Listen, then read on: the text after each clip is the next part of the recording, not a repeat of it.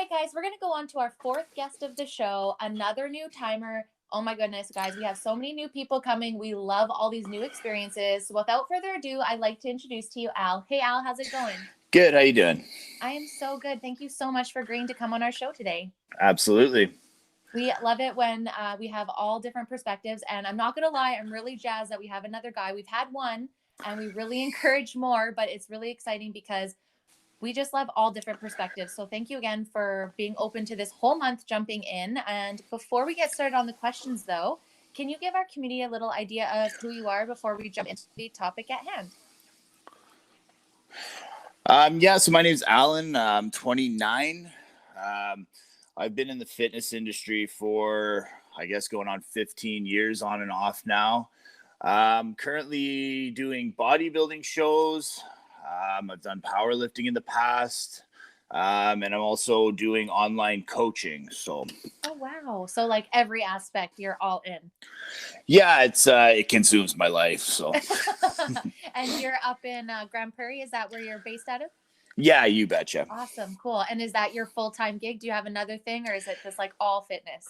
No, so I'm a pipe fitter by accident, I guess, and a bodybuilder by trade, I like to say. So. Oh, that's awesome. So it's a nice balance of both. It's not like full everything. It's a lot of passion. You obviously are out there helping other people, doing it for you, doing other competitions, but then have something where, I don't know, sometimes it's nice to just go to work and like cut off from fitness or you get a little addicted to that life. So it's a nice little break.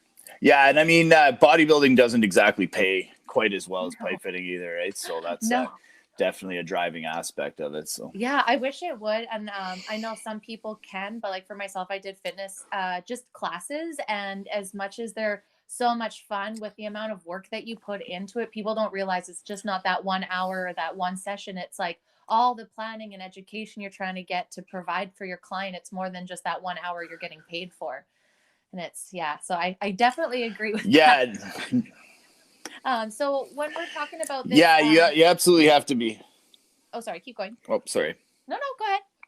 Yeah, you absolutely have to be completely dedicated to it in order to make a go out of it or crazy or both, right? So... Yeah, it's so much more. I love it, but I like doing it as a passion too. It makes it a lot less stressful. So talking about our first episode of the fitness month, we're going to go into body image. So has the fitness industry or your job with fitness, has that ever affected your body image? And that could be positively or negatively. Well, I've always kind of trained for a purpose, right? Like I got into the gym to better myself at football originally. And then once my football career ended, I kind of started training for powerlifting and then for bodybuilding. So I don't really think that fitness itself has affected my body image more so than maybe there's just kind of been an underlying dissatisfaction with not necessarily my physique, but maybe how much effort I'm putting into my physique, right? Like not necessarily not feeling good enough about myself, but never being satisfied unless I'm bettering myself, I guess is the best way to put it. Yeah, no, for sure. And I don't know about you, but I always like, I have a goal and then I get to it and I just keep moving the goalposts. And sometimes I don't celebrate those wins or appreciate those in the moment. And I just keep chasing the next. And you're like, okay, if I just keep doing this, I'm never going to have that appreciation for now. And I'm always just going to be hungry for more. And sometimes that's exhausting.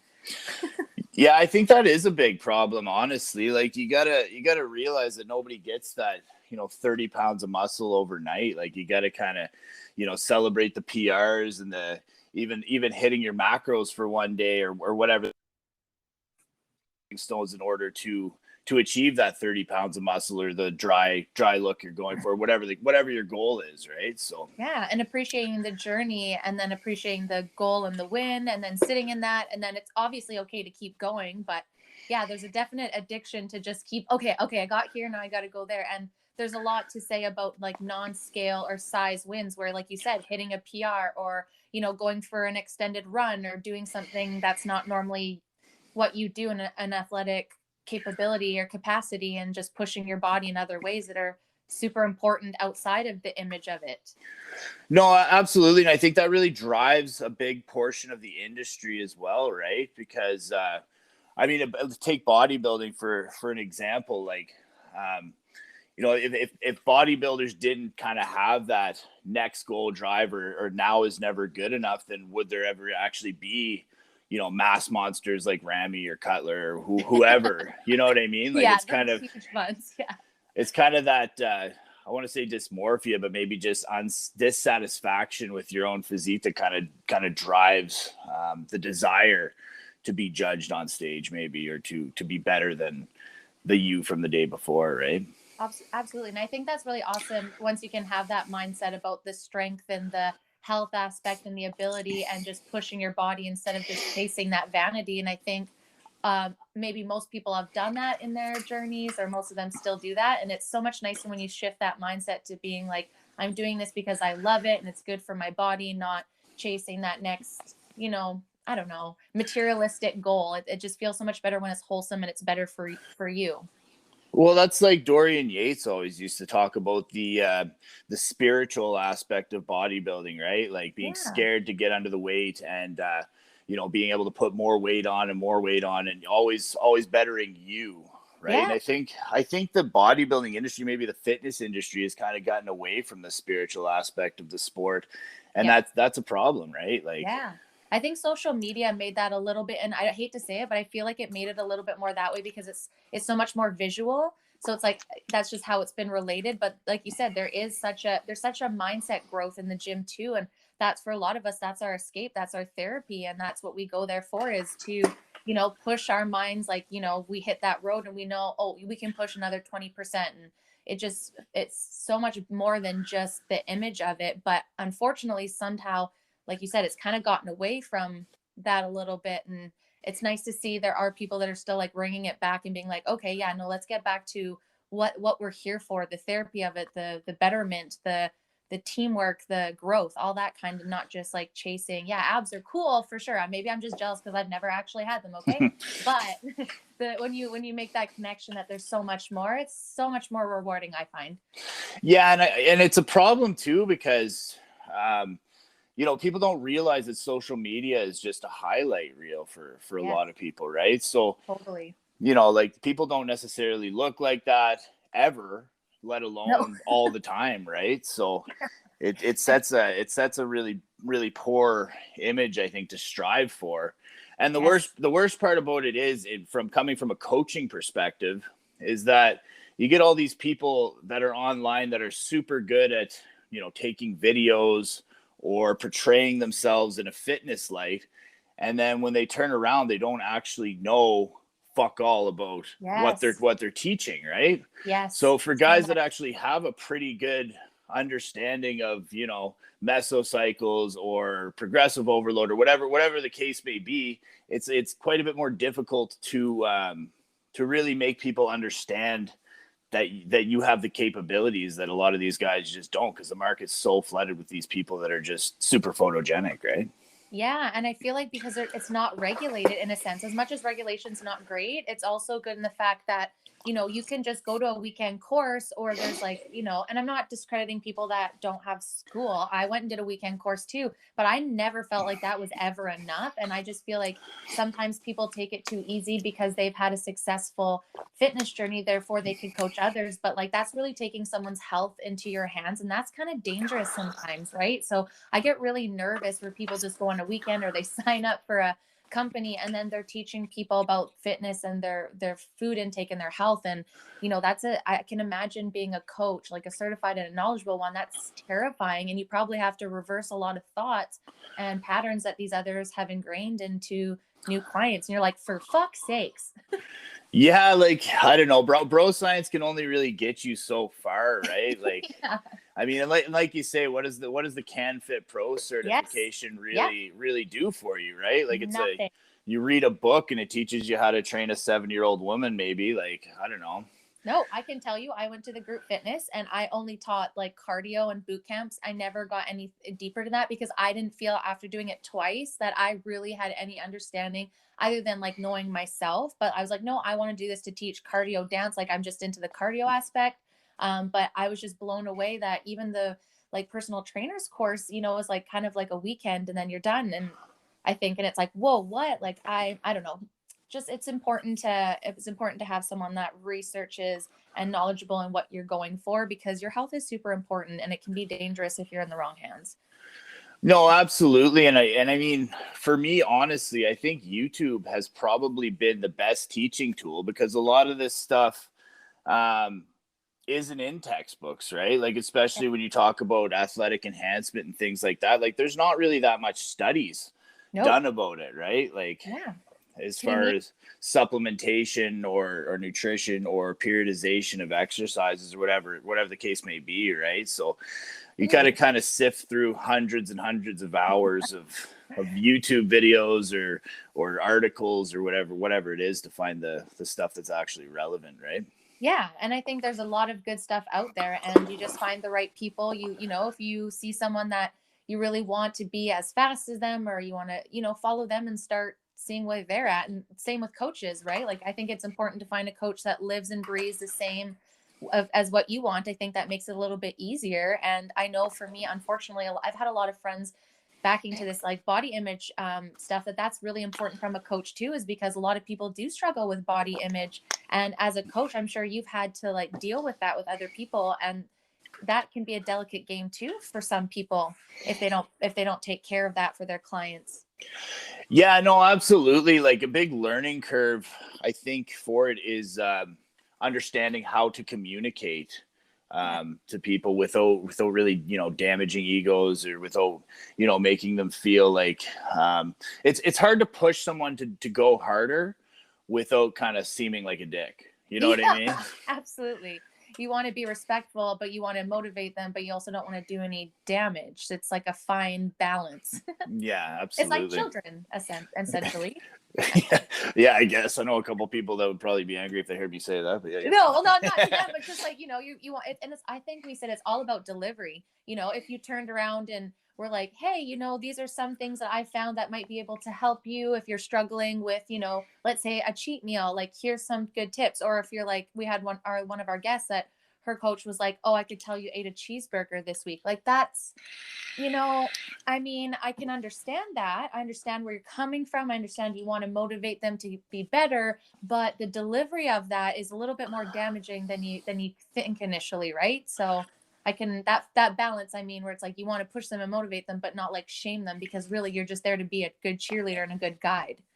Well, at the same time, that's not really your job, True. right? Like, True. you're there as a support system, but if people don't want to use your advice or ask you for help, then it's, if they want to go and binge eat, then that's up to them, right? Like, it's not Totally. I can totally give you like you said, information on how to avoid doing that, how to stay satiated, whatever the case may be. But like, if you don't want to tell me about your binge eating, like, I'm not going to pry at you about it. That's not Yeah. my job, right? Yeah, So absolutely. And I think that's it's such a good connection when you can be open about it and not shamed, and just being like, hey, this sucked, but let's do it better. I know I'm terrible. This is why I don't hire a coach, because I don't want to put my shitty attitude through anybody, even if I'm paying them. So going back to your point, have you ever had somebody make a comment about your body to you in the fitness space, even good or bad? Yeah, like quite often you get guys being like, oh man, you look huge, or you look shredded, or whatever the case may be, whatever the goal I'm trying to achieve at the time, right? Like, Yeah. people asking me, how do I get bigger calves or biceps or whatever the case may be. And I mean, that's flattering. Like, it is, but I think like getting back to it, I think the underlying problem is that a lot of people end up training just to seek that gratification, right? Yeah, totally. Yep. So like, You want to take it as flattering, but the same sense, you're like, is this for me? Is this for you? Is this like... yeah, no, exactly. And I mean, as a bodybuilder, like, we're our own toughest critics, right? So Yes. like, if we're hard enough on ourselves, then a lot of people, need the outside gratification to even feel better about the way they look in the mirror, right? Yeah, oh, for sure. I'm so guilty of all those things for so long. That's what I mean. It feels so good to eventually just be like, I like working out for my health. It's just so much better for me. Yeah, it's only us psychopaths that need affirmation from the right, center, and left judge, right? So. No, and those are good things. I'm really bad at that for work. See, that's where mine is like I need my affirmations from all my bosses and everyone that works around me. So Did I do everyone, good? yeah, exactly. Like, look at boss, look at I did. That's where my problems lie. I've just morphed from the fitness industry into work, into the cannabis industry. Um, as being a coach, and in bodybuilder and powerlifter, what are some negatives that you see in the fitness industry around body image? Not necessarily like your personal experiences per se, but what do you see other people going through that you just hate? Well, I think for men, a lot of it is ego, Yeah. right? Like there's a lot of ego in the fitness industry and the bodybuilding industry, and that's bad in a couple ways. Because one, it gives guys a bad image, right? Like it gives us Mhm. this intimidating douchebag image that girls or other guys in the gym or whoever might see. And two, I think because men end up comparing themselves to these guys that are powerlifting and things like that, and then they might end up trying to lift too heavy and hurt themselves, maybe not go back to the gym or whatever the case may be, right? Yeah, oh totally. I had to leave my ego a long time ago, but it used to really, I was like, what are you doing? You're not even holding the right form just so that you look like you're lifting heavier. Like, fuck off with this. Well, Ugh. and that's the whole thing. Like you got to realize the people that are, squatting 600 pounds, they didn't, walk under the bar and start doing No, that, right? So no. it's And if they did, then whatever. The rule doesn't apply to you. It's they're the exception to the rule. yeah, no, I don't think I've ever met anybody that can do that, but No, but you know what I mean? Like there's extraordinarily strong or really good people at certain things and sometimes they excel fast, but like follow your body, listen to your body cuz yeah, yikes. It's shitty when you feel like you have to do that. It's just like I don't know. I don't know. I don't know what I got from it, but I definitely was there and then I just realized quickly like I want to start from the bottom and really focus on my form and work my way up so that I can feel confident with every rep that I'm doing this safely and if people are going to make fun of me then that's on them. That's their projection. well, and it takes a lot of patience too. And I think in Yeah. society, there's an overall lack of patience, right? Like Yes. half of the supplement industry, the fitness industry, it's all kind of based off this magic pill perspective, right? Yes. Where it's like, oh, if you do this, you're going to get shredded in 30 days by doing 20 minutes of cardio a day or whatever it is. And it's just, that's not the case, right? Like Yeah.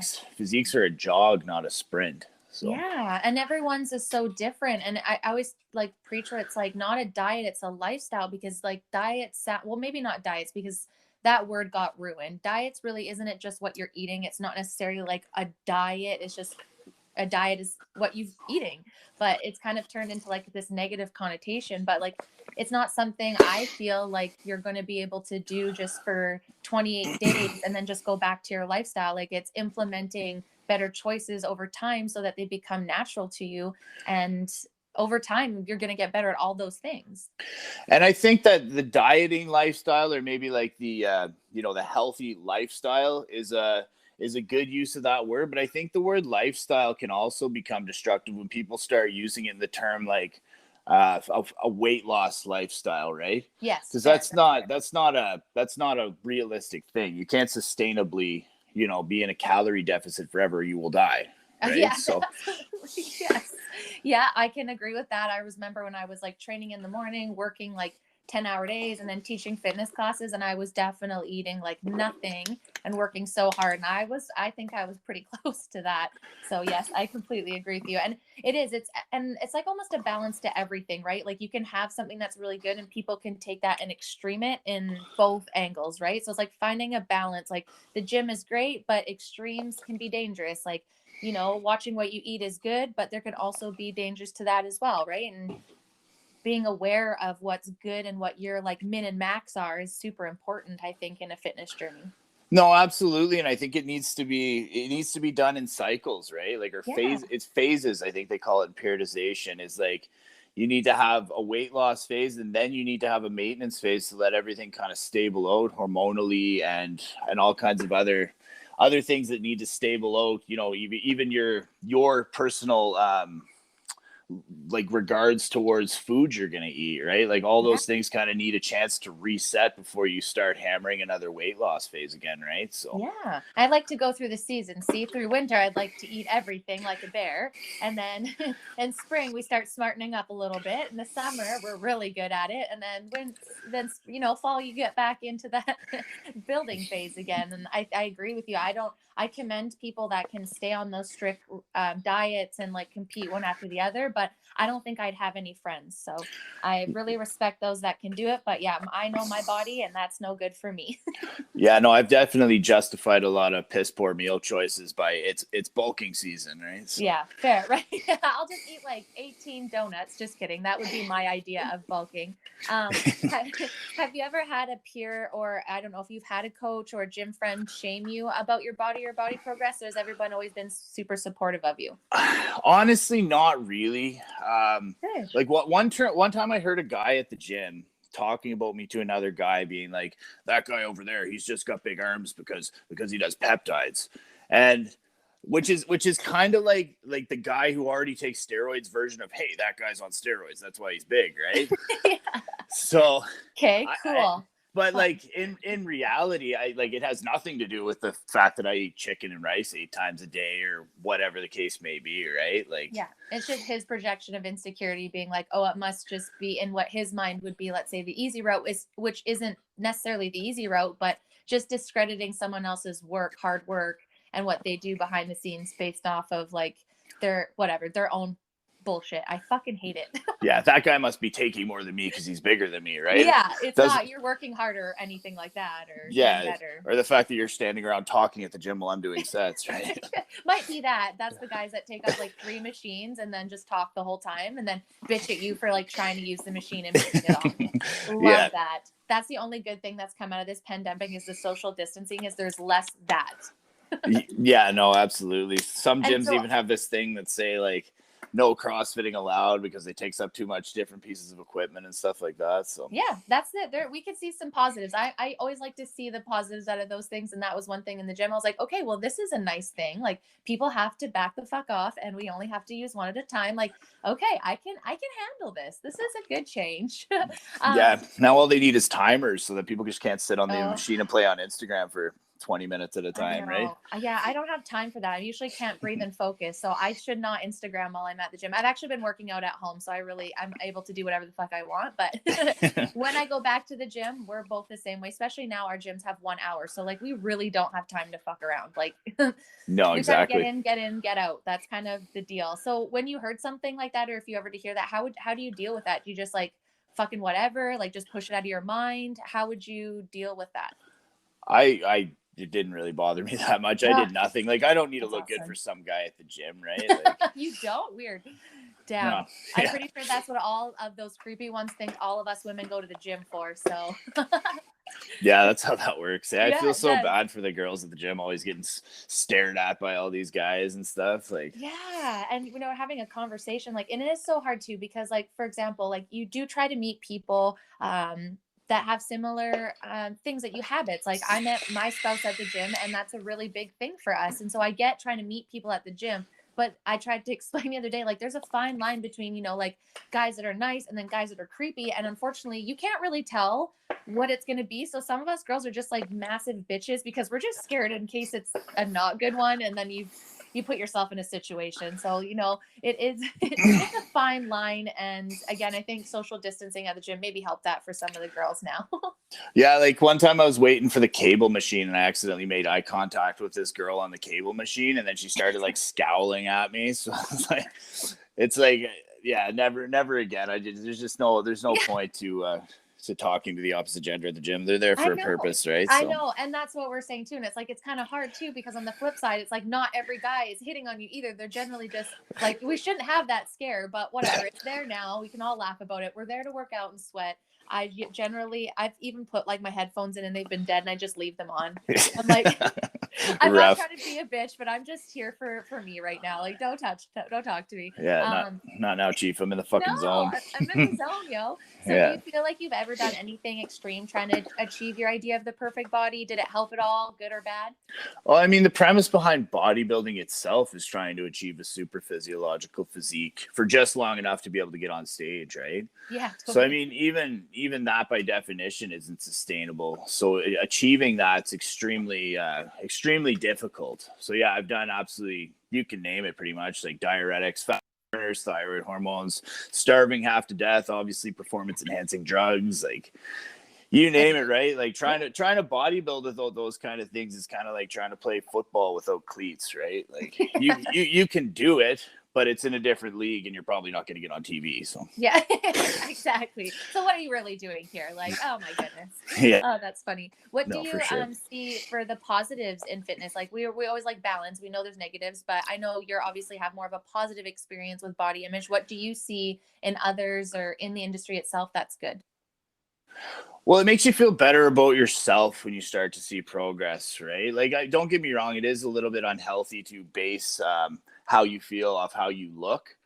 But at the same time, like, there's a lot of people out there that are like, oh, I can only talk to, say, a girl at the bar if I feel good about the way I look. But, they don't even necessarily realize that it's the other way around. It's like Yes.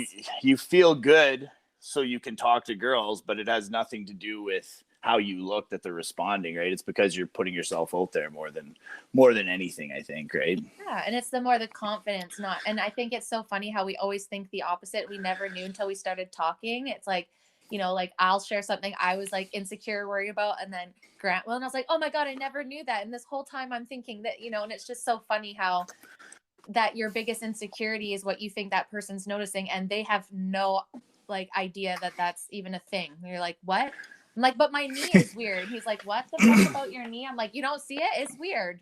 Like, Yeah, I have the weirdest earlobes. yeah, like I thought you noticed this the whole time, and I'm thinking he's just looking at my weird knee, And it's funny how our brains kind of work there. But like you said, if you just push past the confidence and you're respectable and great, like that is super important. And yeah, it's a lot less about body image than we make it out to be in our own heads. But the flip side to that coin is in bodybuilding, getting on stage, that Yes. you're kind of responsible for being able to pick apart all of your little flaws, right? Because those Yeah. are what are going to place you on the judging cards.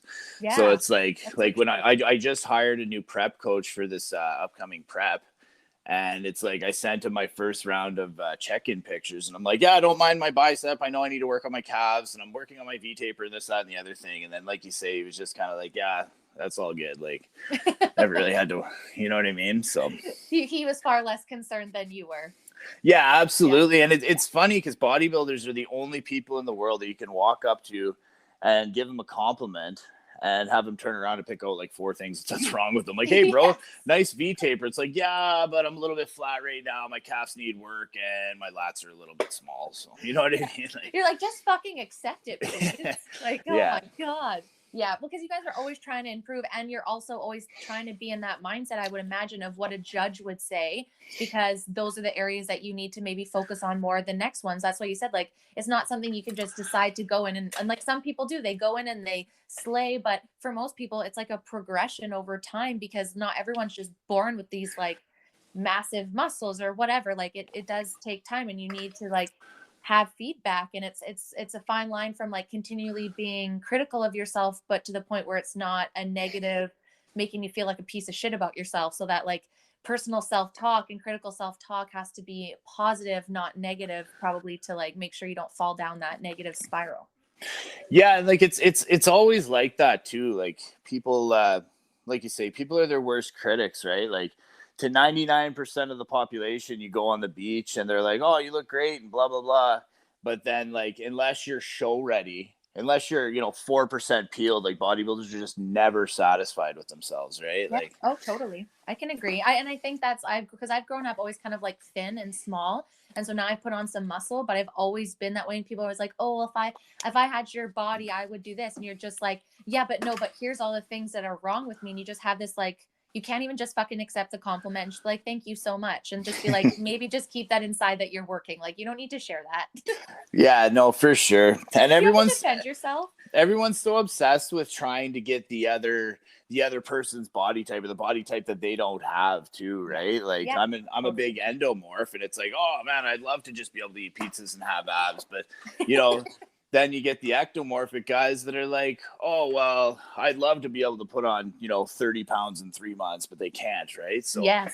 Oh, you totally. really got to learn to appreciate what you got, and you got to learn how to work with it too, right? Yeah, and everyone's unique body. Like for example, for myself, I'm like pretty good at not gaining too much weight, but like my girlfriend, she has struggles to put on weight and she gets upset when people, where she's like trying to eat and everyone's like, "Oh my God." And she's trying, and then I've got the flip side where some girlfriends, they just cannot lose that little bit extra. Like everyone is so different, but they're all working hard in their own respect, right? And I love that the fitness industry is like really opening up to being everyone, and everyone sharing their stories, not just like, not just like, I love bodybuilders and lifters, but it's like everyone's coming to the table. And I think that's super important in the body image aspect. Everyone showing up and doing goals and not just aesthetic ones. Yeah, no, absolutely. And I think there's more and more people getting into the sport now, right? Yeah. Like people with potentials that were maybe, anytime that somebody shows up with a potential, they like a crazy nice potential, they end up on the Olympia stage, right? Like Yeah. now that the sport's getting bigger and they're handing out more and more pro cards and this and that, I think there's going to be, more of these big Ramy types and more of these mass monster physiques that are just going to be able to grow from there, right? So Yeah. And on the women's side too, like showing that they're doing like wellness and stuff, and showing like, all the different forms of women too, because they're all different. And I think it's really nice to see the industry expanding, and like, especially online right now, because the pandemic, everyone's seeing online stuff. So it's really good that we're still seeing, everybody being represented. Like I imagine that in the powerlifting world, it's way less body image, right? Like they don't give a fuck. They're there to lift. Like, yeah, absolutely. Nobody cares if you eat McDonald's 3 times a day. It's all about no. what you put on your bar, right? Yeah. So it's like, if you're struggling with your body image and the bodybuilding, maybe that's not it and you just want to go strength, then flip over to powerlifting for a little bit, or balance between both, right? Like it's about finding the part of fitness that lights your fire, makes you feel like a badass. I don't know, I think. No, absolutely, right? But it's As sorry, go sorry, ahead. no, go ahead. I was gonna say, as a coach or just as someone who's been in all sorts of industries, do you have any advice for people that struggle with their body image, either in the gym or outside?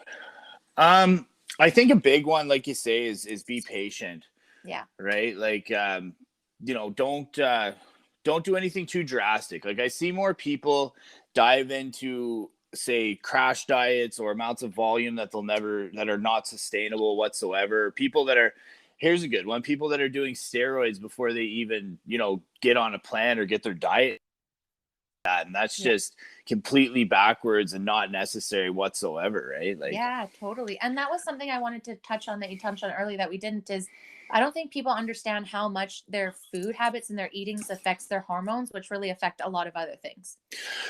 yeah, no, like, and I don't care what you run. Like if you eat like shit and you don't know how to lift, and you got poor form and you don't sleep and you don't recover, you can run anything in the world and you're still gonna look like shit, right? Exactly, totally. And just even for people that don't, right? Like that, like, I don't know. I don't think people understand how it makes such a difference, those habits that you make, or even like you're saying with all these extra supplements that people think they need to take, how much damage that's doing to your hormones, your body, your sleep, that's affecting your gains and your growth. Yeah, no, absolutely. Like people don't realize that, diet and recovery are 80% of it, right? Yeah. Training is most of the rest of it, and then supplementation is only a portion of that, right? Yeah. And it's so Like crucial to see a all lot those of people parts a lot come of people are together. always like, oh, a lot of times I get a new client and they'll be like, oh, what supplement should I go get from Supplement King to help my physique and stuff? And it's like, honestly, man, like get some vitamin C and then just like eat clean, really. Yeah. Like you Start at can the sit there basics. and spend as much money as you want on supplementation. And honestly, you can spend hundreds and hundreds of dollars on that stuff, and it might, at the end of the day, might make up for like half a percentage of your overall physique, right? Yeah, for sure. And it's like, but I find it's like not crazy, but it's like you really have to think about what you're investing in your into your fitness of what you want to get out, right? Like for me, my biggest lacking is nutrition. So if I'm going to invest in myself, I'm going to invest in someone that's going to help me with my nutrition because that's where I lack the most, right? And it's just sometimes I find it crazy that people just throw money at so many things, but they won't throw money at these super important things like coaching and nutrition and guidance because that's their expertise is just going to help you get ahead, right? Well, and that's the ego with a lot of it too. Like I would say, like unless people are super, super new to the fitness industry, then everybody knows everything, right? Like, Yeah. I and know that, that's true. I feel called out right now. You're right. That's why I won't get a coach. Just kidding. yeah, I just know they'll hold me accountable, and I'm not ready yet. no, for sure. And like you say, like, the diet and the training have to be on point, and you can achieve a substantial physique if you know how to optimize on both of those things and the recovery too, right? Yes. Like the sleep and the rest and the taking rest days. A lot of people just want to, drive it 7 days a week, and that, like here's the thing, like all the old school bodybuilders like Arnold and anybody before Dorian Yates, none of those guys took enough rest days. They all overtrained, and that's why they were smaller, right? Yeah. Like Dorian Yates was the first guy to turn around and be like, hey, I'm going to train 4 times a week, I'm going to sleep till noon. And then he was the first bodybuilder to ever reach 300 pounds, right? That's amazing. Because of optimization of recovery. Like people do not put enough emphasis on sleep and taking days off and keeping your volume within a recoverable and sustainable area, right? Yeah. Oh, and I'm so guilty of that. And even like my rest days, I'm like, okay, but I'll just spin for like an hour. Yeah. Like, fuck. Is Just that really? And I think it's just a society, and like you said, that everyone needs that instant gratification. And because we have social media and we do have texting immediately right now, it is really easy for us to fall into that. Okay, I want something that's going to help me right now because I don't have time. It's like this weird part of our lives now where it's like we forget to slow down and that really good things take time, and the journey is really the most important part because that's where you're learning everything, that's where you're fucking growing. Like the goal is great, but I don't know, there's something to really understanding the journey and watching your growth as a person, as an athlete, as anything that I feel is more, I don't know, you get more out of it, and then it slows things down a little bit. yeah, and I think like you say, it has to do with appreciating the small victories, right? Yeah. Like it has to do with not letting yourself, maybe not, like a lot of my weight loss guys would be like, oh, I cheated. It's like, well, don't think about losing 20 pounds, right? Think about Yeah. not cheating for a day. Better yet, think about not cheating for one meal at a time, right? When you Yes. break it down that simply, it's not that stressful and overwhelming, right? Yeah, and not everything needs to be changed overnight because if it does, it's not sustainable. Like you want to start eating. For me, for example, and maybe I'm just talking out of my own ass, but for me, like I hated spinach. Like that was never a thing in my life. So I just started. I was like, but I need it. Like, bitch, you want to be like Popeye? You need it. So I put it in like my shake, and then like a little bit more, and a little bit more, and then I throw it in with like half of like lettuce, and then now I'll just eat the shit straight. But it took me probably like 6 months to a year to really incorporate that in my life. And now I'll never go back, and I'm always eating spinach. And I think that, doing it to trick yourself and slowly over time sometimes is a little bit easier than just like, okay, I'm going to change everything overnight. I'm going to change my meal plan, my diet. Like sometimes some of these things take time and you just have to work it into your life. Yeah, no, for sure. And I think, like you say, society just wants that instant gratification, right? Like Yep. everybody in society just wants the wins now, right? Like Yeah. Or the big it's ones, and they can't see the little ones. well, yeah, but like what is a long-term goal if you can get it the day after? Like what does it mean to you Yeah.